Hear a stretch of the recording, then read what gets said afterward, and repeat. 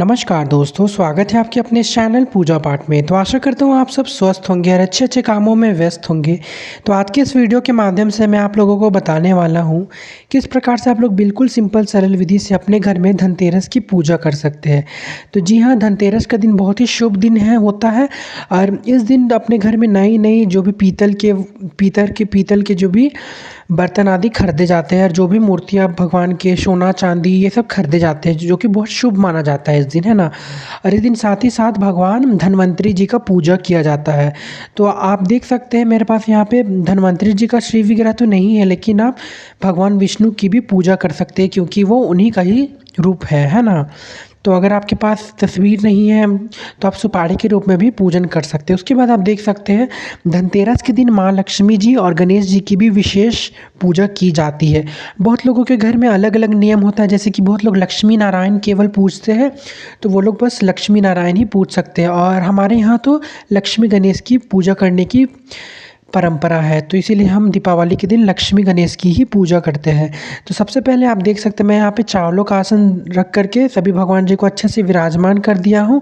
अगर आप चाहें तो आप पुष्प आसन से भी विराजमान कर सकते हैं। आप देख सकते हैं मैंने एक चौका लिया है, चौकी में हल्दी से लीप करके लाल रंग का शालू वस्त्र बिछा लिया है। उसके बाद आप देख सकते हैं माँ लक्ष्मी की पूजा में ये जो धान का छड़ी होता है वो विशेष रूप से पूजा किया जाता है। माँ को बहुत प्रिय होता है ये, इसीलिए आप ज़रूर ये खरीद करके ले आएँ।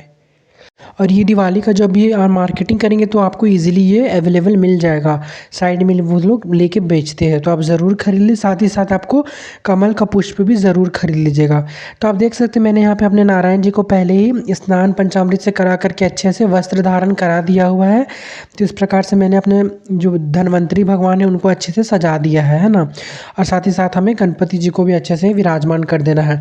तो देखिए अगर आपके पास ऐसा विग्रह नहीं है तो आप एक चित्र तस्वीर आता है भगवान को, उसमें सभी भगवान कुबेर भगवान भी रहते हैं, तो आप वो तस्वीर ले सकते हैं। अगर आपके पास नहीं है तो आप चाहते हैं तो इस धनतेरस में ज़रूर भगवान का विग्रह खरीद लीजिएगा। उससे भी नहीं तो आप चाहे तो सुपारी के रूप में भी भगवान को पूज सकते हैं। तो सर्वप्रथम आप देख सकते हैं मैं यहाँ पे मिट्टी का दीपक प्रज्वलित कर ले रहा हूँ और दिवाली है तो आपको ज़्यादातर मिट्टी का ही चीज़ों का इस्तेमाल करना है, जैसे कि बहुत सारे चुकिया होते हैं वो सब खरीद करके आपको पूजन के लिए लेकर के आना है। कोशिश करें कि आप मिट्टी का दीपक ज़्यादा से ज़्यादा प्रयोग में लें, है ना? तो सबसे पहले हम यहाँ पे भगवान जी को पुष्प स्नान करा देंगे। अगर आपके पास पीतल का श्री विग्रह है या फिर अष्टधातु का विग्रह है तो आप विधिवत पंचामृत से स्नान ज़रूर करा दीजिएगा, है ना?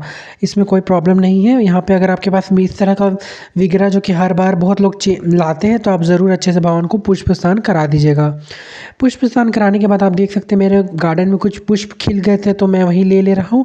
और दीपावली के समय जो कि गेंदा फूल बहुत विशेष रूप से मिलता है, तो गेंदा फूल तो आप ज़रूर अपने घर में लेकर के आएँ। और गेंदे फूल पूजा में भी बहुत ही इस्तेमाल होते हैं, जो कि ये साल भर मिल जाएंगे आपको फूल के मार्केट में। तो इस प्रकार से आप गेंदा का फूल से भी ज़रूर पूजा कर लीजिएगा।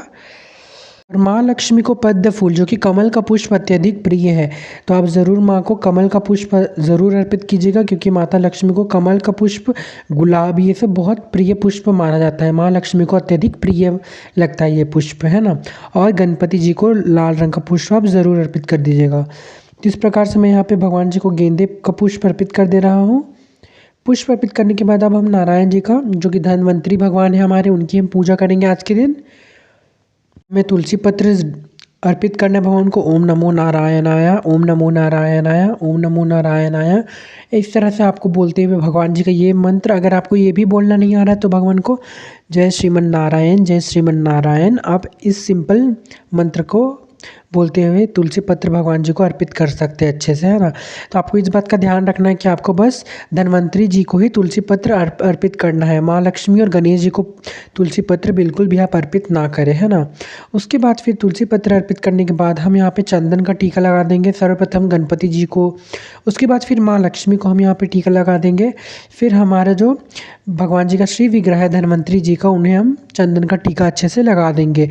इस दिन कुबेर भगवान का भी विशेष रूप से पूजा किया जाता है, तो आप अगर आपके पास कुबेर भगवान का विग्रह नहीं है तो आप उनका मन में ध्यान करके अच्छे से आप ज़रूर पूजा कर सकते हैं ना। तो इस प्रकार से हमने यहाँ पे भगवान जी को अच्छे से टीका लगा दिया हुआ है दोस्तों। और आप चाहे तो आप अपने अकॉर्डिंग कलश का स्थापना भी कर सकते हैं। मैं आपको बिल्कुल सिंपल सरल विधि बता रहा हूँ यहाँ पे, है ना। उसके बाद फिर हम आप देख सकते हैं मेरे पास ये चंदन का इत्र है जो कि माँ को बहुत प्रिय है। तो लक्ष्मी पूजन में आपको चंदन का इत्र और धन्वंतरी जी का पूजन में भी आपको चंदन का इत्र अवश्य प्रयोग में उपयोग करना है ना। तो इस प्रकार से हम चंदन का इत्र भगवान जी को अर्पित कर देंगे। चंदन का इत्र लगाने के बाद फिर अब हमें करनी है, आप देख सकते हैं इस दिन आप नया झाड़ू लेकर के ज़रूर लेकर के आए, साथ ही साथ बगल में रख कर के पूजन ज़रूर कर दीजिएगा नया झाड़ू का। और जो भी चीज़ आप सोना चांदी जो भी इस दिन खरीदते हैं आप उसे भी रख कर के अवश्य रूप से पूजा कर दें, क्योंकि बहुत विशेष फल माना जाता है। आप जो भी खरीदते हैं इससे आपका सुख समृद्धि में दुगना बढ़ोतरी होगा। इसीलिए आप ज़रूर वो जो भी बर्तन खरीदते हैं, आप जब भी कुछ भी खरीदते हैं धनतेरस के दिन, आप ज़रूर वो यहाँ पे रख कर के पूजन कर लीजिएगा। सोना चांदी जो भी रखते हैं सबको आप अच्छे से रख कर के पूजन इस दिन अवश्य रूप से करें। उसके बाद फिर आप देख सकते हैं आप जो भी ऋतु फल भोग मिठाई जो भी हो आप अच्छे से अपने अकॉर्डिंग खीर जो भी बनाते हैं आप अपने घर में अच्छे से धन्वंतरी भगवान माँ लक्ष्मी और गणपति जी को यहाँ पे भाव से भोग लगा दीजिएगा। उसके बाद फिर हम ये मान रहे हैं कि भगवान जी अभी भोग ग्रहण कर लिए है। उसके बाद फिर हम भगवान को बोलना है कि हे माँ हे नारायण भगवान आप आई, आप अपने भोग ग्रहण कर लिया है, अब आप जल पी लीजिए, है ना। तो ये भाव रखते हुए हम यहाँ पे भगवान को भोग और जल अर्पित कर देंगे। जल भोग अर्पित करने के बाद फिर अब हम भगवान जी की करेंगे पूजा। तो आप देख सकते हैं मैं यहाँ पे धूप प्रज्वलित कर लिया हूँ। तो हम अच्छे से सभी भगवान को यहाँ पे धूप दिखा देंगे।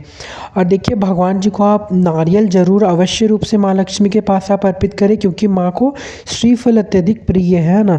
तो नारियल या फिर नारियल का जो भी बना हुआ वस्तु माँ को बहुत प्रिय है।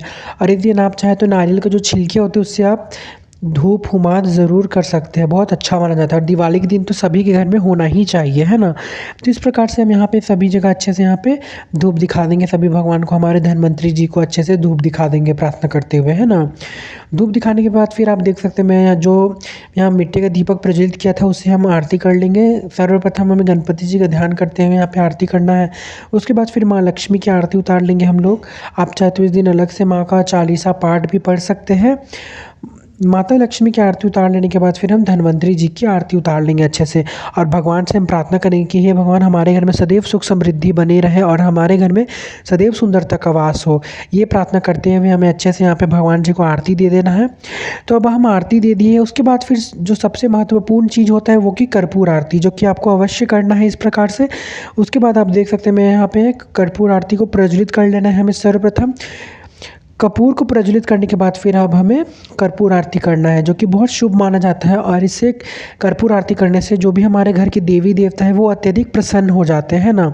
तो इस दिन इस प्रकार से आपको धनतेरस का पूजन ज़रूर अपने घर पे कर लेना है। अच्छे से आप आरती पूरे अपने घर में भी आरती ज़रूर आप दिखा लीजिएगा, क्योंकि जितना भी नेगेटिविटी होता है सब वो दूर भाग जाता है ना, और आपके घर में सकारात्मक ऊर्जा संचारित होता है। तो इस प्रकार से हमें भगवान जी को अच्छे से कर्पूर आरती यहाँ दे देनी है।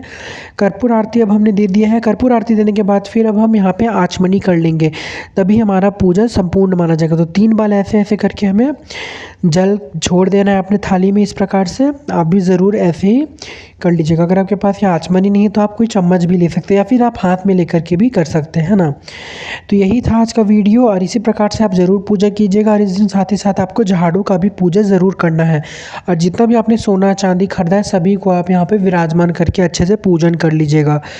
तो आशा करता हूँ आप लोगों को वीडियो अच्छा लगा होगा। और ऐसे अभी बहुत सारा वीडियोज़ आने वाला है कि किस प्रकार से आप लोग लक्ष्मी पोटली बना सकते हैं दीपावली की पूजा के लिए, और दीपावली का पूजा वीडियो भी आने वाला है। तो इसी प्रकार से मुझे सपोर्ट करते रहिए। और आपको किस भगवान का पूजा के वीडियो में मतलब पूजा विधि चाहिए आप मुझे ज़रूर कमेंट में बता सकते हैं। धन्यवाद।